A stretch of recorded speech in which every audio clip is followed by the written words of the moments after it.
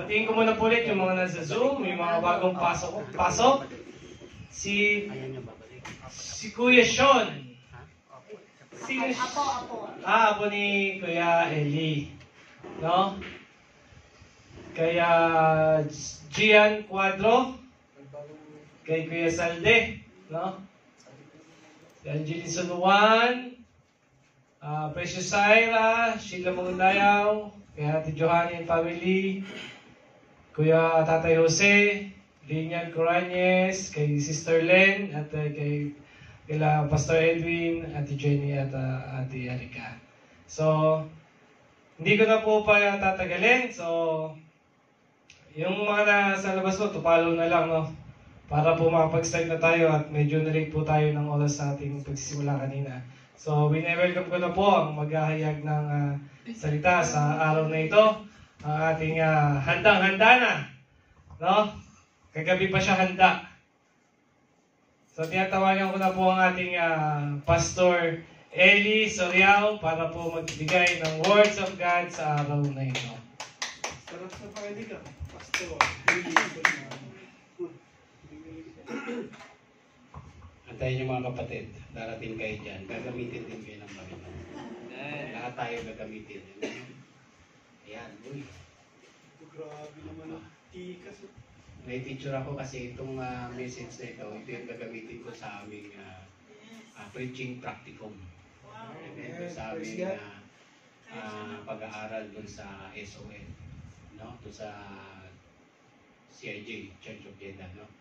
Yung pag-aaral namin doon, meron kaming preaching practicum na gaganapin itong susunod na Friday. So itong topic na ito, ito yung gagamitin ko doon.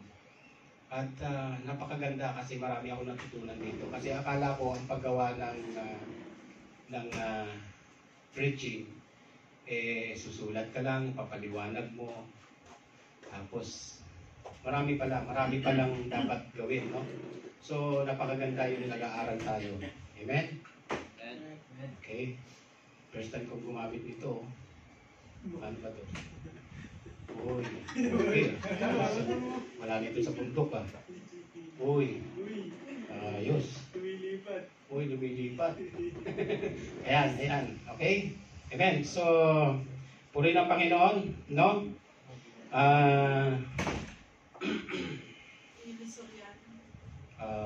Suryaw yan. Hindi Suryano, Suryaw. Ayan, Suryaw. ABC2 R Suryaw. Reyesa, Suryaw. Amen? So, tingnan mo muna yung mga nasa slide kung nandiyan ba yung aking family para mapakinggan nila. Sabi ko kasi makinig eh. Ayan, mag-open kayo ng mag-open kayo ng inyong camera. Oh, yung apo ko si Chon. Asan yung yung mami mo, nasa na? Open mo. Open kayo ng ng nyo para makita ko naman kayo. Tsaka mas maganda yung naka-open. Amen? Para nakikita kung talagang nandyan kayo. Baka maya-maya natutulog lang kayo dyan. Amen? Okay. Tawagin mo na si mami mo. Sean, makinig kayo. Amen? Nandiyan pa kayo? Praise the Lord. Amen. Ayan yung family ko, no? So, ayun nga po. Yung aming preaching practicum, 15 minutes lang yon. Pero itong ginawa ko, mahaba to. Isang oras yung Isang oras to. Kaya i-compress ko na lang to. Dinagdagan ko lang to ng dinagdagan para mabuo ko yung isang oras. Kasi isang oras yung oras natin dito eh. No? O 45 minutes. Ayan. Pero dun sa actual, dun sa practicum, 15 minutes lang ito. I-compress ko na lang to. Amen? So, ayan. Hallelujah. Ang ating pag-aaralan ngayon mga kapatid ay ang topic nito ay Kingdom of God. Ayan. Kingdom of God. Ano ba itong kaharian ng Diyos? Sabi, kaharian daw ng Diyos. Ano ba ito? So bago tayo dumako dito, samahan niyo muna ako sa medyo panalangin. Amen? Hallelujah. Hallelujah. Panginoon, maraming salamat po Panginoon. At narito po ako sa iyong harapan gagamitin mo na namang muli, Panginoon. Hallelujah. Hallelujah. Lord, nagpapakumbaba ako, Panginoon. Linisin mo po ang aking puso, makasalanan po ako, Panginoon. Hallelujah. Isa lang po akong basahan sa iyong harapan. Hallelujah. Lord, linisin mo ako, Panginoon. Gawin mo akong karapat-dapat sa iyo, Panginoon. Hallelujah. Lord, nawa, Panginoon, maunawaan nila kung ano ba itong kaharian ng Diyos. Kaharian mo, Panginoon. Ano ba ito? Lord, itanim mo sa puso nila. Ito, Panginoon, nawa ito'y maunawaan nila. Hallelujah. Lord, narito ako sa iyong harapan, Panginoon. Ipapakumbaba ako, Panginoon. Wala po akong sapat na kakayanan. Mahina lang po ako, Panginoon. Wala po akong sapat na pinag-aralan, Panginoon. Lord, ikaw yung magsalita, Panginoon. Yung Espiritu mo, Panginoon, yung liwanag mo makita sa akin at itago mo lang ako sa iyong likuran, Panginoon. Oh, hallelujah. Hallelujah. Lord, hallelujah. Gabayan mo ko ng iyong banal na Espiritu, Panginoon. Hallelujah. Yung Espiritu ng takot, Espiritu, Panginoon, ng hindi pagkaunawa, tanggalin mo ito sa aking puso, sa aking isip, Panginoon. Kundi Espiritu mo, Panginoon, ang pumasok, walang kakayanan, Panginoon. Ang Espiritong masama, Panginoon. Oh, hallelujah. Hallelujah. Oh, hallelujah. Oh, hallelujah. Hallelujah. Hallelujah. Lord, gabayan mo ko, Panginoon. Hindi ko po ito kaya. Ikaw, Panginoon, na magsalita, Panginoon. Hallelujah. Oh, hallelujah. Lord, ipaunawa mo sa aking mga kapatid, Panginoon, ang ituturo mo sa araw na ito, Panginoon. Nawa ito'y magrima sa kanilang puso, Panginoon, at maunawaan nila, Panginoon. Hallelujah. Oh, hallelujah. Maraming salamat po. Ito po aking samot na langit sa pangalan ng Ama, ng Anak at pakikisa ng Banal na Espiritu. Amen.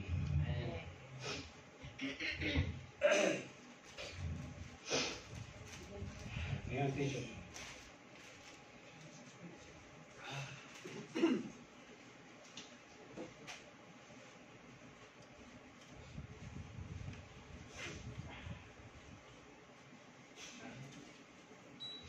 Hallelujah.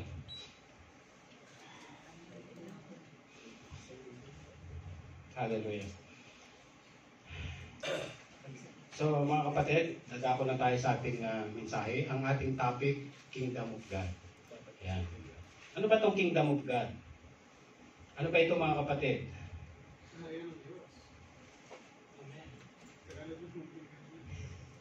Ano ba ito? Ano ba sa pagkakaintindi niyo itong Kingdom of God?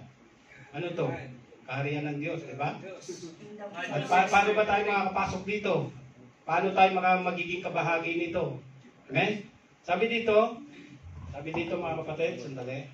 Kasi yung aking antipasa, hindi ko na makita. Umiidad na talaga. Umiidad na.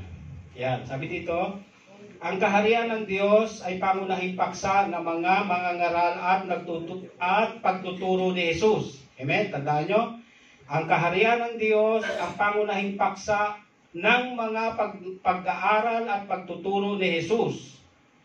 Sa pamamagitan ng pagiging tagasunod ni Jesus, nagiging bahagi ng kaharian ng Diyos ang isang tao. Amen? Ang kaharian ng Diyos ay isang espiritual na paghahari ng Diyos sa buhay at puso ng mga nagpapasailalim sa kanyang kapamahalaan. Ang mga lumalaban sa kanyang autoridad at tumatangging kumikilala sa kanyang paghahari ay hindi kabahagi sa kaharian ng Diyos. Amen? Ang mga kumikilala sa pagkapanginoon ni Kristo at sa kanyang at masayang sumusunod at nagpapasakop at naghahari sa paghahari ng Diyos sa kanilang puso ay kabahagi ng kaharian ng Diyos. Amen? Nakakuha niyo mga kapatid? Amen. Yan, yung pala yung kaharian ng Diyos. Ito'y pangunahing mga pagtuturo ni Jesus. Amen? Ayan. Ayan po yung title natin. Sabi dito, para makamit natin ang kaharian ng Diyos, ang kailangan natin dito sa title natin, kailangan paglago ng kaharian ng Diyos. Yung paglago. Amen? Para makapasok tayo sa kaharian ng Diyos, kailangan lumago sa puso natin yung kaharian niya. Amen? Yung paghahari niya. Amen? Ayan, yan yung title natin. Amen? So, dadako tayo sa uy, wow, lumilipat talaga. Galing, no? First time ko kasi humawak nito eh. Meron palang ganito. Praise God, natuto ako nito. Thank you, Lord. Sabi dito, yung main Bible verse natin, sabi dito, sinaysay niya, sabi dito. Okay, pakibasa nga natin mga kapatid. Sabi niya, sabay-sabay. Isa sa kanila ang ibang palinhaga na sinabi ang kaharian ng langit ay tulad sa isang buti Ang ng bini ng mustasa na kinuha ng isang tao at iniasik sa kanyang buki, na siya nga ang lalong maliit sa lahat ng mga binhi, datapwat at tumubo ay lalong malaki kaysa sa gulay, at nagiging punong kahoy, ano pat nagsisiparoon ng mga ibon sa langit at sumisilong sa kanyang mga sama. Amen. Amen. Yan yung main Bible verse natin, no? Yan yung main Bible verse natin. Ulitin ko. Sinaysay niya sa kanila ang isang talinhaga na sinabi, ang kaharian ng langit ay tulad sa isang butil ng mustasa na kinuha ng isang tao at inihasik sa kanyang bukid. Amen? Na siyang ang lalong maliit sa lahat ng mga binhi. Amen? Datapwat ng tumubo ay lalong malaki kaysa mga gulay at naging punong kahoy. Amen? Ano pa? Nagsiparo ng mga ibon sa langit at sumilong sa kanyang mga sanga. Amen? Ganda, no? Ayan. Tatalakayin natin yan para maunawaan natin. Sabi dito sa susunod. Susunod. Ayan. Objective. Ano ba yung objective sa Tagalog? Layunin. Ito yung layunin ng mensahe. Sabi dito, upang maituro na ang kaharian ng langit ay nagsisimula sa maliit. So nakita nyo yung mustasa, liit lang, di ba? Ito yung layunin. Ito yung objective. Amen? So, paano natin maunawaan yan? Ayan. Next. Ayan. Introduction. Sabi sa introduction, Romans 4:17, sapagkat ang kaharian ng Diyos ay hindi ang Romans 14:17. May salamin kasi hindi gamitin eh. Sapagkat ang kaharian ng Diyos ay hindi ang pagkain at pag-inom, kundi ang katuwiran at ang kapayapaan at ang kagalakan sa Espiritu. Amen? Hallelujah. Hindi lang pala sa pagkain at pag-inom. Amen? Hindi lang pala yung kaharian ng langit yung nandun tayo sa although may inihanda ang Panginoon para sa atin ang kaharian doon sa langit. Yung physical na kaharian, no? Doon sa langit, may inihanda ang Panginoon sa atin. Pero, hindi lang sa pagkain, yung kaharian ng langit. Hindi lang sa pagkain, sabi dito, hindi lang sa pag-inom. Kundi sa kapayapaan at kagalakan sa Espiritu. So kung meron pala tayo dito, amen? Natanim na sa atin yung kaharian ng langit. Purihin po ang Panginoon. Amen. Palakpakan natin ang Panginoon. Okay. Point. Ayan. Main division, point 1. Ayan. Dati hindi ko ito alam eh. Kaya kayo mga kapatid, mag-aaral kayo. Yung mga susunod dyan na mag-aaral sa CIJ. Purihin ang Panginoon. Huwag kayong magdalawang isip. Ituloy niyo mag-aral kayo mga kapatid kasi noon hindi ko alam to eh. Yung main division na yan, ano ba yan? Yung point na yan, ano ba yan? Ngayon naintindihan ko, alam ko na ngayon kasi doon sa pag-aaral. Amen? Napaka-importante sa atin to. Amen? Akala ko doon, basta gumawa lang ng mensahe, ganun, paliwanag, ayos na. So, number 1 pala, kailangan natin to. Amen? Main division. Ano yung main division natin? Ang salita ng Diyos na natanim sa ating puso ay parang buto ng mustasa. Katulad dun sa main Bible verse natin. Amen? Sabi dito, Isaiah 11:1. Sabi dito, at may lalabas na usbong sa puno ni Isay at isang sanga mula sa kanyang mga ugat ay nagbunga. Amen. Magbubunga. Amen. Ayan. Ayan mga kapatid. Kapag may natanim sa atin na salita ng Diyos na katulad nito at diniligan natin, amen? Diniligan natin sa pamamagitan ng pakikinig. Amen? At binigyan natin ng abono sa pamamagitan ng pagbabasa ng Bible. Amen? Ito ay magkakaroon ng, sabi dito, isang sanga mula sa kaniyang mga sanga at ugat ay magbubunga. Amen? Magbubunga. Amen? Amen mga kapatid? Amen. Magbubunga magbubunga itong salita ng Diyos sa puso natin. Amen? Sa pamamagitan ng kanyang mga sanga. Sa pamamagitan ng kanyang mga ugat. Amen? Kung ito'y patuloy nating didiligan at lalagyan ng abono, ito yung mga salita ng Diyos. Amen? Nakuha? Palakpakan natin ang Panginoon. Okay. Point 2. Uy, ayos ah. Praise God. Sabi dito sa point 2,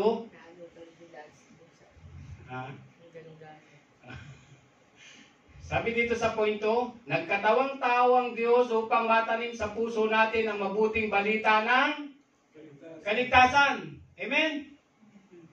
Sabi dito, basahin nga natin mga kapatid, sabay-sabay. Hindi, sa verse.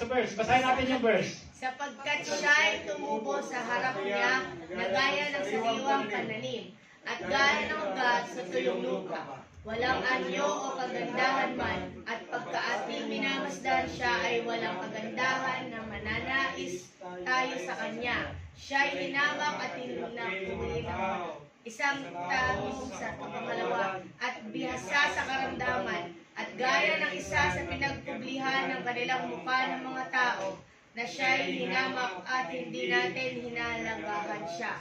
Ang hirap ang basa ng tayo. Amen. Ang haba, lalim eh. Hirapan ako. Lalim. Alam mo nung itong verse na to, hindi ko maintindihan to. Ang hirap intindihin ito. No? Ang hirap nito. Pero kung magpe-pray kayo at paulit-ulit yung babasahin, hingi kayo ng tulad ng sinabi kanina ni Job sa kanyang Bible verse, wisdom sa Panginoon, maintindihan niyo ito. Ano ba ibig sabihin yan? Ang ibig sabihin yan mga kapatid, dumating sa atin yung Panginoon. Amen? Bihasa siya. Magaling siya. Amen? Natanim na sa puso. Maraming mga kapatid, maraming mga tao ang dumating na sa puso nila yung Panginoon. Natanim na. Bihasa. Alam na nila. Magaling. Pero anong nangyari? Doon sa dulo? Hindi Anong sabi? pinalagahan. Hindi pinahalagahan. Hindi siya pinahalagahan. Anong nangyari? Hindi siya pinahalagahan. So, anong nangyari doon? Nawala. Amen?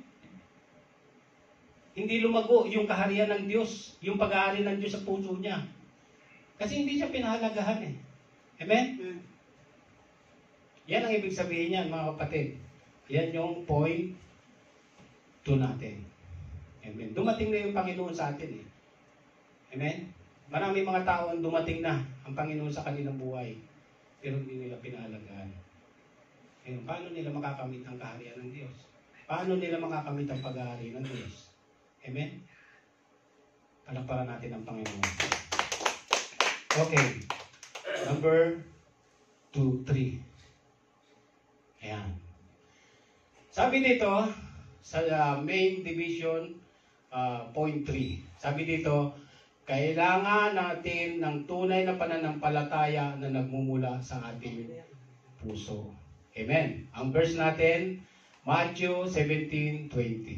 Amen. Sabi dito, at sinabi niya sa kanila, dahil sa kakauntian ng inyong pananampalataya, sapagkat katotohanang sinasabi ko sa inyo, kung magkaroon kayo ng pananampalataya na kasinlaki ng butil ng binhi ng mustasa at ay masasabi ninyo sa bundok na ito, lumipat ka mula rito hanggang doon at ito'y lilipat at sa inyo'y hindi may mangyayari. Amen? So, amen. Ayan. Tulad nung main Bible verse natin, kung magkaroon lang tayo ng pananampalataya na maliit, na katulad ng butil ng mustasa, pero pinalaki natin, lahat mangyayari. Amen? Ano mang bundok na mga pagsubok ang dumating sa ating buhay, mga kapatid. Amen? Mawawala yan. Amen? Sabi doon sa huli, hindi may mangyayari. Hindi sabi, lilipat at siya'y hindi may pangyayari. Amen? So, lahat ng naisin natin, mga kapatid, kung meron tayong pananampalataya na kasing liit ng buto ng mustasa at ito'y pinalago natin, pinalaki natin, lahat magagawa natin. Gaano mang kalaki ang bundok na dumating doon sa ating buhay na mga pagsubok. Amen? Mawawala yan. Amen? Amen. Kaya natin lagpasan yan. Amen? Amen. Kasi yung kaharian ng Diyos ay nasa puso natin. Napalago, napalaki natin. Palakpakan natin ang Panginoon. Okay. Tapos na tayo. Mukhang napabilis Pinahaba ko nga to kasi 15 minutes lang ito sa amin Ilang yan, Ha? Okay. Oh, naku, conclusion na. bilis kasi po may pindot, Dusty. May pinipindot ka kasi. Conclusion na Magalang mapagpindot ko yan. May pass. 3.3 pa yata. Tapos na yung point 3. Hindi ko nakikinig. Ayan yung point 3 Ano ba yung point 3? Yung bundok, yung kasing liit lang. Namarik na talang. Namarik na talang. Mamaya, babalikan natin ito. Babalikan natin kung talagang nakikinig kayo. Sige. Okay. Conclusion. Mahaba itong conclusion. Isang oras to Ayan. Ayan yung conclusion natin. Ang haba Matthew 6:23. Ano yung sabi? Ano sabi? Datapwat hanapin ninyo ang kanyang kaharian at ang kanyang katuwiran at ang lahat ng bagay nito ay pawang idaragdag sa inyo. Amen. Therefore, we need to Hallelujah. take the Parang dun sa parang related dun sa ating point 3, di ba? Sabi dun sa conclusion, kaya kailangan nating unahin ang kaharian ng Diyos. Amen? Datapwat, hanapin muna ninyo ang kanyang kaharian at ang kanyang katuwiran. Amen? At ang lahat ng mga bagay na ito ay pawang idaragdag sa inyo. Hallelujah. Hallelujah. Ayan. So, pangalawa. Ano pa? Ano yung pangalawa natin? Kailangan natin si Kristo. Pangalawa, sabi dito, lahat ng mga bagay ay aking magagawa doon sa nagpapalakas sa akin. Amen? Sa English, I can do all things through Christ which strengthens me. Amen. So dito sa ating pangalawa, kailangan natin si Kristo. Amen? Para lumago sa puso natin, ang kaharian ng Diyos na natanim na maliit, na natanim sa ating puso, na parang buto ng mustasa, para lumago ito, kailangan natin si Jesus Christ. Jesus Christ. Hindi natin ito kaya kung wala yung Panginoon. Amen? Kailangan natin si Jesus Christ. Amen. Okay. Ayan na. Ano bang English yun? Ilang oras pa ako? Ano na kuya? Ha? Ang dami pa. Kalahati pa naman. 15 minutes na. Oo, lagpas na ako. Lagpas naman na, Dadsky. Pasok ka sa ano mo, praktiko. So, pangatlo, sabi dito sa pangatlo, we need to be born to water and spirit. Kailangan nating ipanganak ng tubig at ng espiritu. Amen? Para lumago ang kaharian ng Diyos na natanim sa ating puso, na parang buto ng mustasa, ay kailangan natin People of water. ipanganak na muli sa tubig at espiritu. Amen. Sabi dito sa John 3:5, sabi dito, sumagot si Jesus, katotohanang sinasabi ko sa iyo, maliban na ang tao ipinanganak ng tubig at ng espiritu, ay hindi na siya makakapasok sa kaharian ng langit. Amen? So, para tayo makapasok sa kaharian ng langit, para lumago ang kaharian ng langit, ang paghahari ng langit sa puso natin, ay kailangan nating isilang na muli sa tubig. Amen? At sa Espiritu. Palakpakan natin ang Panginoon. Hallelujah. Okay. Application. Wow. Application. Anong sabi sa application natin? Ang kaharian ng langit. Ang kaharian ng langit ay tulad sa isang butil ng binhi ng mustasa sa ating puso. Amen? Kailangan natin ito ay tumubo at lumago at mamunga ng sagana sa pamamagitan ng pananampalataya at pakikinig ng salita ng Diyos. Amen? Sabi sa Romans 10:17, kaya nga ang paniniwala ay nanggagaling sa pakikinig. Amen? At ang pakikinig ay sa pamamagitan ng salita ni Kristo Jesus. Amen, mga kapatid.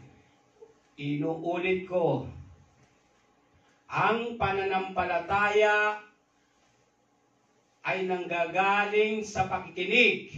Amen? At ang pakikinig ay sa pamamagitan ni Kristo Jesus, hindi sa pamamagitan ng kung anong klaseng turo. Amen? Hindi sa pamamagitan ng kung ano-anong lumalabas na mga doktrina. Amen? Hindi sa pamamagitan ng isang tao na nagpapakilalang ako ang Kristo. Amen? Kundi sa pamamagitan ng ating Panginoong Jesus. Amen? Amen. Purihin ang Panginoon. Para lumago ang kaharian ng Diyos sa ating puso, kailangan natin ang patuloy na pakikinig sa ating Panginoong Hesus. Amen? Amen. Kailangan natin ang Panginoong Hesus. Okay. Ano yung mga tinalakay natin para lumago at makilala natin ang Panginoon? Ulitin natin. Talaga bang nakinig kayo? Ano ba ang sabi doon sa point 1 natin? Anong sabi sa point 1 natin, mga kapatid? Ha? Ang salita ng Diyos na tanim sa ating puso ay parang buto ng mustasa na kinakailangan nating lumago. Sa point 2, ano? Nagkatawang tao ang Diyos upang matanim sa puso natin ang mabuting balita ng kaligtasan. Ayan, yung point 2, dumating yung Panginoon. Amen? Amen. Ano yung verse natin dyan? Isaiah 53:3. Amen? Point 3. Ano yung sabi sa point 3? Kailangan natin ang tunay na pananampalataya ay nagmumula sa ating puso. Amen? Okay. Matthew 17:20. Ayan, tandaan niyo po yan. Kapag kayang po itinandaan ninyo at isinapuso ninyo at diniligan ninyo ng salita ng Diyos at nakikinig kayo sa mga salita ng Diyos, nagbabasa kayo ng salita ng Diyos at umaattend kayo sa mga gawain katulad ng sinasabi ng Hebreo 10:25. Huwag niyong kaligtaan ang pagdalo sa mga pagtitipon sapagkat nalalapit na ang pagdating ng Panginoon. Purihin po ang Panginoon. Tapos na po ang mensahe ng Diyos. Hallelujah. Lord, maraming salamat po, Panginoon, sa mensahe na ito, Panginoon, na kung saan, Panginoon, itinuro mo sa amin kung paano lumago sa puso namin ang iyong kaharian, ang iyong pag-ahari. Hallelujah. Maraming salamat po, Panginoon, sa turo, sa ipinarating mo sa amin, Panginoon. Nawa, Panginoon, ito'y magbima sa amin puso. Nawa ang salita na ito, Panginoon, ay hindi ito isang salita na katulad ng binhi, Panginoon, na kung saan ay itinanim ng farmers, Panginoon. Tinanim ng farmer. Tinanim ng nagtatanim ng binhi. Ngunit sa kanyang paghahasik, nahulog, Panginoon, doon sa daan, Panginoon. Ang salita na ito, Panginoon, ang kaharian ng salita na ito, Panginoon, na itinuro mo sa amin, hindi ito nahulog doon sa daan, Panginoon. Hallelujah. Hindi rin ito, Panginoon, nahulog doon sa batuhan, na kung saan yung batuhan, Panginoon, tumubo ang binhi, Panginoon, ngunit manipis ang lupa, dahil sa manipis ang lupa, Panginoon, ay namatay pagsikat ng araw. Sa init, namatay siya. Hindi rin ito, Panginoon, isang binhi, Panginoon, na tumubo doon sa dawagan, Panginoon, sa napakaraming damo, na kung saan, Panginoon, tumubo itong binhi na ito, masigla siya dahil sa maraming damo, siya'y namatay. Kundi, Panginoon, ang itinuro mo sa amin na isang binhi na natanim sa matabang lupa, na kung saan, Panginoon, ito'y namunga ng sagana. Sa pamamagitan ng kanyang mga ugat, nagkaroon siya ng malalapad na dahon. Sumilong ang mga ibon. Ganon din, Panginoon, ang mensahe na ito ay gagamitin mo upang ang mga kaluluwa, Panginoon, ay madala namin dito at maisilong namin sa iglesia ito, Panginoon. Hallelujah. Hallelujah. Lord, maraming salamat po. Ito po ang samot dalangin sa pangalan ng Ama, ng Anak, at pakikisa ng Banal na Espiritu. Amen.